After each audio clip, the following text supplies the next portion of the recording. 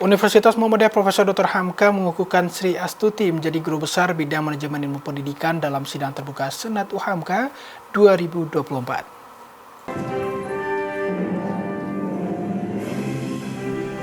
Momen haru ini diselenggarakan di Aula R. Fahrudin lantai 2 Gedung Fakultas Ekonomi dan Bisnis UHAMKA.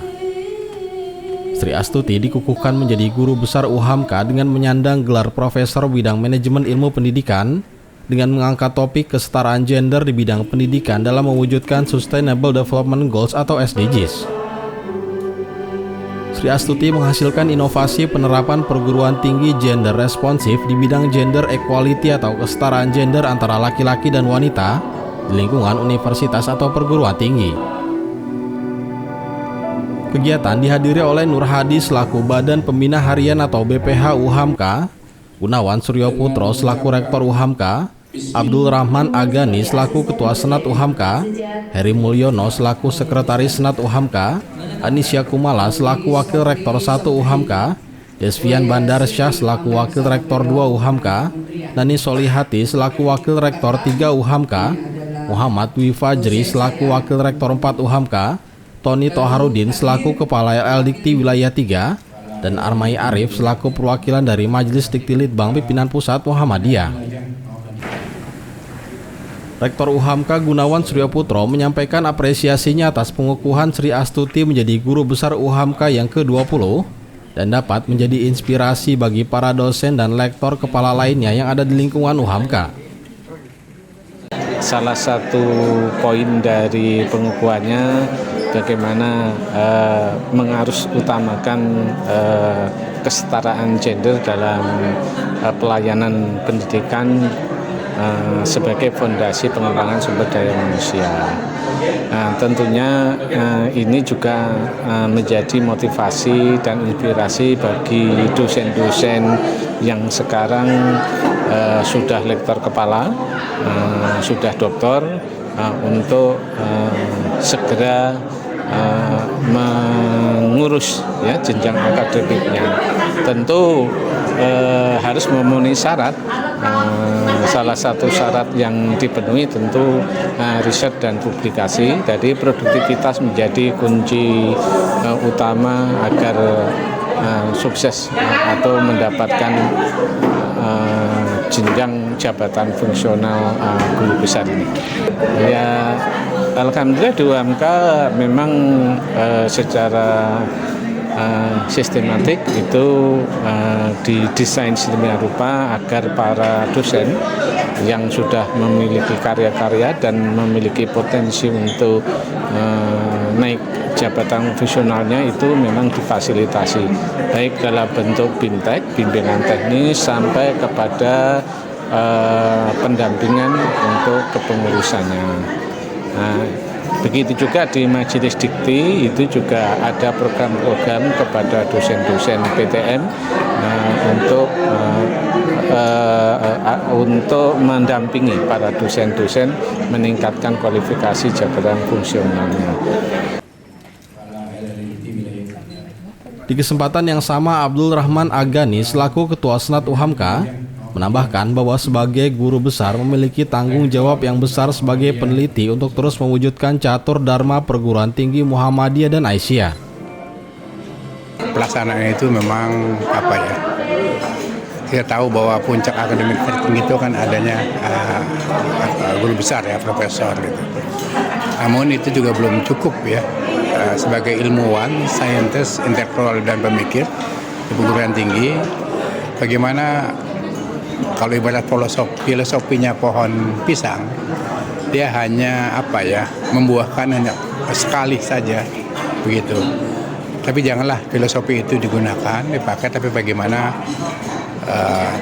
bagi prof yang baru dikukuhkan ini, dan bahkan pesan juga untuk dosen-dosen yang lain, hendaknya bagaimana terus berkarya ya kan, bagi siapa gitu kan, ya bagi dalam rangka pelaksanaan catur dharma perguruan tinggi Muhammadiyah dan Aisyah, ya bagi bangsa dan negara kan begitu. Jadi bagaimana khairun nas anfa'uhum linnas, ya, bermanfaat bagi dirinya, lingkungan dan masyarakat sekitarnya. Alhamdulillah. Di sisi lain, Armai Arif selaku perwakilan Majelis Dikti Litbang Pimpinan Pusat Muhammadiyah mengapresiasi UHAMKA untuk selalu mendukung para dosen dalam menyelesaikan studinya untuk bisa mencapai gelar doktor dan guru besar sesuai dengan target Majelis Dikti Litbang. Dari acara pengukuhan ini kita tentu apresiasi ya dari Majelis Dikti, perguruan tinggi selalu mendorong, khususnya Pak Rektor mendorong dosen-dosennya agar menjadi profesor. Karena target profesor ini memang Majelis Dikti mentargetkan bisa perguruan tinggi kita ini menjadi perguruan tinggi internasional. Nah, salah satu persyaratannya adalah minimal jumlah profesor itu 10% dari jumlah dosen. Nah, kalau kita lihat di UHAMKA ini, walaupun sudah akreditasi unggul ya, tapi kalau untuk mencapai internasional itu belum bisa, karena baru 3%. Karena ini tadi saya tanya sama Pak Rektor, ini yang ke-20, ya, berarti kalau 20 dari 632 baru 3%, seharusnya 60. Nah, itu yang pertama. Nah, yang kedua, bagi kawan-kawan yang belum profesor, dengan ada acara ini tentu memotivasi agar dia juga bisa cepat proses guru besarnya. Nah, tadi juga sudah disebutkan oleh Pak Rektor, S3 itu sudah lebih dari 50 orang dari 632 itu. Nah, artinya kalau kita ingin mencapai target 60 orang itu, saya pikir tidak sulit kalau kita nanti bersama-sama dengan Majelis Dikti juga menyiapkan namanya sekolah persiapan guru besar, kemudian rektor mendorong dan mengizinkan para lektor kepala itu untuk menyiapkan diri. Saya pikir suatu hal yang mudah dilakukan. Sri Astuti yang kini menyandang gelar profesor menyampaikan pentingnya penerapan perguruan tinggi gender responsif bagi perguruan tinggi sebagai agent of change bagi masyarakat dan negara. Tidak hanya berfokus kepada wanita, namun juga kesetaraan antara laki-laki dan perempuan di lingkungan sivitas akademik UHAMKA. Seperti tadi orasi ilmiah Ibu bahwa pendidikan tinggi ini kan sebagai agent of change. Perguruan tinggi ini adalah bagian dari solusi permasalahan yang ada di negara Indonesia tercinta. Maka pada kesempatan yang berbahagia ini, di orasi ilmiah Ibu ini mengusulkan sebagai distinktif pelampauan dari perguruan tinggi, salah satunya adalah perguruan tinggi responsif gender. Perguruan tinggi responsif gender tidak hanya memikirkan bagaimana perempuan, tapi bicara gender kita bicara perempuan dan laki-laki.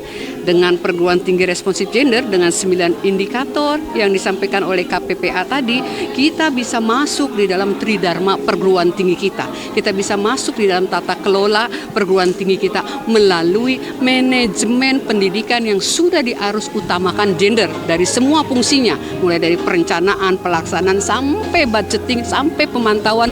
Dia harus hadir memperhatikan kebutuhan, memperhatikan pengalaman, memperhatikan aspirasi seluruh sivitas perempuan dan laki-laki. Bicara gender, bicara perempuan dan laki-laki. Saya rasa itu UHAMKA menjadi salah satu motor penggerak dari tahun 2019 menjadi perguruan tinggi responsif gender. Dengan dikukuhkannya guru besar bidang manajemen ilmu pendidikan, para dosen di UHAMKA akan terus termotivasi agar mencapai jabatan tertinggi di akademik, yakni guru besar. Anissa Dea, Duriyatul memberitakan dari Jakarta.